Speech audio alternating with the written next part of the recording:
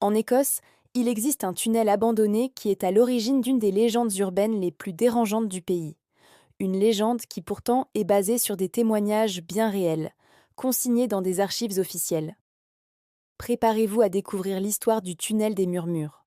Imaginez une structure sombre et humide, creusée à même la roche au cœur des paysages écossais. C'est le tunnel ferroviaire de Killin.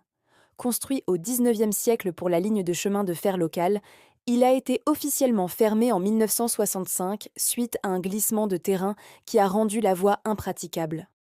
Depuis cette date, le tunnel est plongé dans le silence et l'obscurité. Enfin, pas tout à fait. Très vite, des rumeurs ont commencé à circuler. Des randonneurs, des explorateurs urbains, tous ceux qui osèrent s'aventurer dans ces profondeurs racontaient la même chose. Ils entendaient des murmures humains, des chuchotements indistincts, comme si une foule parlait juste derrière eux, à quelques centimètres de leur nuque. Lorsqu'ils se retournaient, il n'y avait rien, juste le froid, l'humidité et les ténèbres. La légende prend une tournure beaucoup plus concrète en 1974. Trois étudiants de l'université de Stirling, intrigués par ces histoires, décident de mener leur propre enquête. Armés d'un simple magnétophone à bande, ils pénètrent dans le tunnel. Ils marchent pendant plusieurs minutes, l'air devenant de plus en plus lourd et oppressant. Arrivés au milieu de la structure, dans l'obscurité la plus totale, ils s'arrêtent pour enregistrer le silence. Et c'est là que ça se produit. Une voix, claire et distincte, brise le silence. Elle dit « Don't turn around ». Ne te retourne pas. Glacés d'effroi, les trois étudiants se regardent. Aucun d'eux n'a parlé. Paniqués, ils font demi-tour et courent vers la sortie. De retour à l'université tremblant, ils réécoutent à la bande. La voix est bien là. Mais le plus étrange, c'est que le son ne semble pas venir de l'environnement. L'analyse acoustique révélera plus tard que la voix semble provenir de l'intérieur même de l'appareil, comme si quelqu'un avait parlé directement dans le microphone, à une distance quasi nulle. Les archives de Stirling conservent encore aujourd'hui une copie de cet enregistrement troublant. L'histoire aurait pu s'arrêter là, mais les murmures n'ont jamais vraiment cessé. Dans les années 90, une équipe d'ouvriers est envoyée sur place pour effectuer des travaux de maintenance et sécuriser l'entrée du tunnel. Alors qu'ils travaillent près de l'ouverture, ils entendent eux aussi une voix. Cette fois, elle ne parle pas anglais, mais gaélique, l'ancienne langue écossaise. La phrase est différente, mais le message est tout aussi effrayant. L'un des ouvriers, un local qui connaissait les légendes, a lâché ses outils et a pris la fuite sans demander son reste.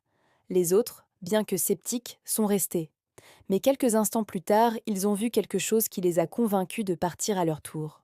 Sur le mur humide du tunnel, une ombre immense s'est déplacée lentement, comme si elle flottait à quelques centimètres de la paroi, avant de disparaître dans les profondeurs.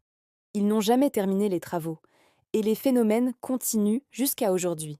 Avec l'avènement des smartphones et des réseaux sociaux, les témoignages se sont multipliés. En 2018, un randonneur a posté une vidéo de son exploration du tunnel.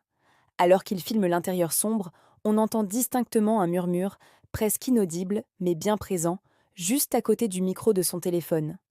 La vidéo est devenue virale et a été analysée par des experts du son. Leur conclusion est sans appel, il n'y a aucune source sonore identifiable dans l'environnement. Le son n'a pas l'écho caractéristique qu'il devrait avoir dans un tunnel en pierre. La voix semble, encore une fois, localisée directement sur le microphone.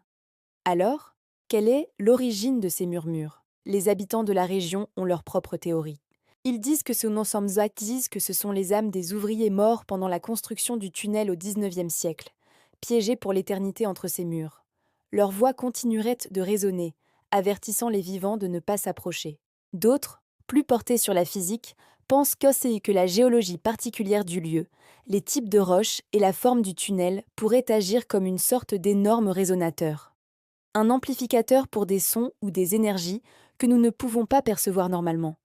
Le tunnel ne serait pas hanté, mais il capterait quelque chose d'invisible.